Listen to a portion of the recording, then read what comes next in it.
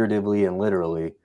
In the 6 matchup, I didn't note this, but we have the numbers of the days of the 12 days of Christmas that I so greatly threw in here as a little, what do they call it? Easter egg, right? When you're watching movies back. I don't even know all the 12 days of Christmas off the top of my head. I mean, some of them.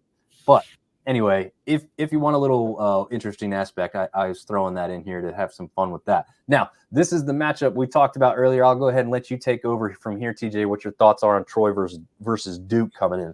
Yeah, I'm going to pick Troy. I think Troy's tougher up front defensively. I do like Duke. I think they did an excellent job this year as far as, making themselves relevant,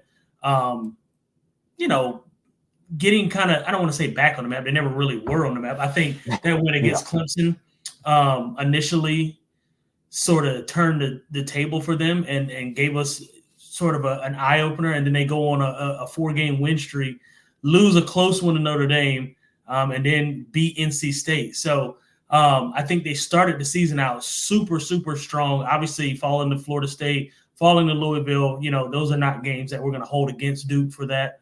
And then they beat Wake Forest, which they should have, and then lose to Carolina. And then the loss to Virginia is a head scratcher. Yeah. I don't know what happened. I didn't watch the game, but I saw it come across the ticker, and I was like, and then you bounce back and beat Pitt. So I don't know who Duke is, but I know who Troy is. And I know that front four that Troy has is going to neutralize Duke's run game, which they rely fairly heavily on. I mean, not terribly heavy. I think Jordan Waters is 750 yards, almost 800 yards, 12 touchdowns. So I'm not super impressed by their run game, but if I had to pick where their strong suit was, I would say running the ball for sure. But I'm with you, Artie. Troy all day. Yeah, Troy, and even Captain America here. He is a Troy fan, so that makes sense. He says, I'm pulling for my Troy Trojans. We're both pulling for your Troy Trojans.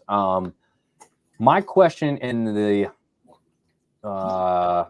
factor in this one, I think could be big, is Riley Leonard going to play in this one? I don't know if I've seen definitively yes or no, but he's rumored to be headed towards Notre Dame for his last season. So, the portal is a weird thing. I think if I'm understanding this correctly, we're still all learning about this stuff. I think they can enter the portal and they can still play in these bowl games.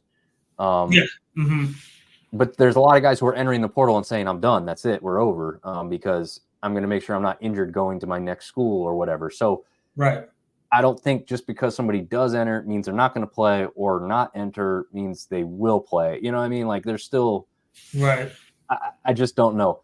Now, having said that, I still favor Troy in this one as well. I mean, just what they've shown defensively throughout the season. I mean, they had 2 losses to either. Let me go back and see if K-State was ranked when they lost to them, and that was an ugly loss. I mean, it was 42-13. It wasn't all that close. Sure. Early in the season, Troy was learning about themselves still. They are not the team then that they are now.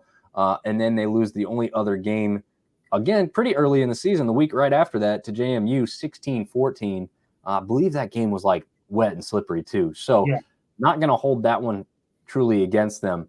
I just don't think that Duke's going to be able to just establish much of anything. Kind of like the App game this past week.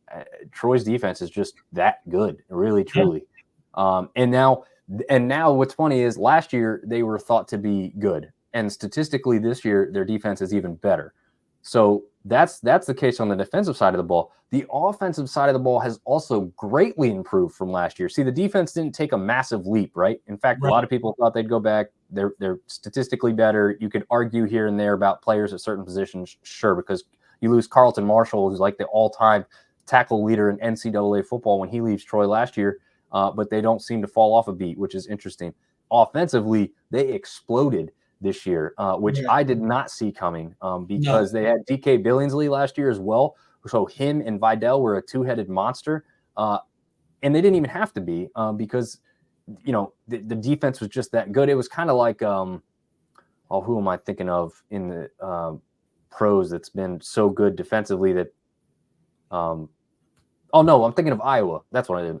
Thinking of Iowa, where they literally think that like Iowa stood a better chance if Iowa's defense could have put points on Michigan instead of their offense. Right. Like Troy's not at that level. They have the defense who could do that, but they also have the offense who can just go and score points by themselves. They don't need the defense to help them out in all aspects of the game, like a team like Iowa does, for example. So I think that's why I'm favoring Troy here. I do think this game is closer. Let's see, what is the spread on this one? Troy by 7. Yeah, I think that's fair. I mean, I don't see Troy running away with it. I mean, I guess they could have a game like an app game where like it's close until late and then they just overpower Duke. Yeah. I agree. I just don't think, like you said, I just don't think Duke's going to be able to do much against them on either side of the ball. Yeah, we've got Bradley chiming in, another Trojan fan saying, "Go Trojans."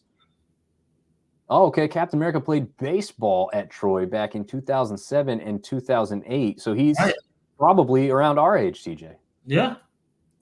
Very nice. Linebackers are your linebackers, your defensive ends, your D tackles, they're all nasty. Yeah, every your front 7 in general belong in the NFL. Yeah. And then when you get to the backfield, the secondary, I mean, they have more than one guy, but they've got Pettis and well, I think is Pettis a linebacker, I guess, right? Or is he no, he's a safety, isn't he? Safety, yeah. But he plays he plays up every now and again as an extra linebacker. Okay, so that's why, because like he was all over App State. I mean, just crushing us. So he was definitely, to me, the defensive player of the game. But they also got Reddy Stewart back there, who's a ball hawk. So yeah, Troy's defense will scare anybody in the nation. I don't care where they're ranked. I don't care how good they are offensively.